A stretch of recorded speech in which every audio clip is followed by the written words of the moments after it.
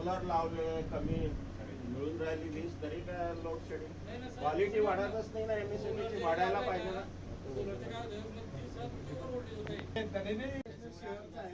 त्यामुळे तुम्ही त्यांच्याशी बोला आणि आम्हाला सोल्युशन द्या. याच्यावर काय सोल्युशन निघेल लवकरात लवकर तातडीने काहीतरी बोलतो मी, पण त्यांना थोडं सपोर्ट करतो. काय कसं करता येईल काय नाही. तुम्हालाही स्वतःला त्रास आहे.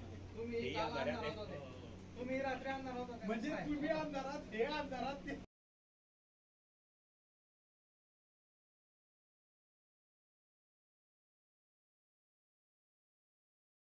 दोन वेळा आम्ही एमएससीबी वर विरांसह इथं मुक्कामाला येऊ.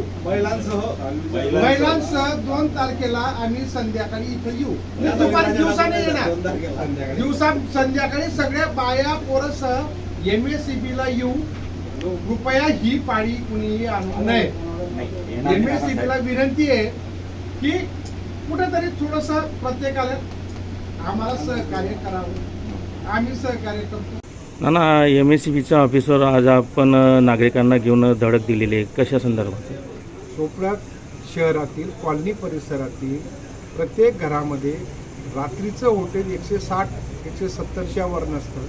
पंखे चालत नाहीत आणि 4-4, 5-5 तास रात्री लाईट नसते. दिवसा सर्वांनी सोलर लावल्यामुळे दिवसा व्होल्टेज जास्त असतं, तेव्हाही ट्रिप होतं. म्हणजे रात्री व्होल्टेज कमी असल्याचा परिणाम करंट जास्त असतो, म्हणजे बिल दुप्पट येणार आहे. आणि सुविधा मात्र शून्य आहे, पंखे चालत नाही. लोकांनी जगावं तर कसं जगावं? आणि महिना झाले जर का समजा एमएससीबी त्या संदर्भात कोणताही निर्णय घेणार नसेल तर नागरिकांनी, कारण सर्व नोकरदार आहेत, सकाळी ड्युटीला जावं लागतं. त्यामुळे आज आम्ही एमएससीबीला सांगितलं की हा प्रश्न कारण लोड वाढलंय हे सगळं सर्वांना माहिती आहे, त्यात काही शंका नाही. 2 तारखेपर्यंत हा प्रश्न सोडवावा, नाही तर 2 मे रोजी संध्याकाळी सर्व कॉलनी परिसरातील माता भगिनी माणसं सगळे एमएससीबी मध्ये इथे येतील आणि जोपर्यंत हा प्रश्न सुटत नाही तोपर्यंत दिसून जाणार नाही.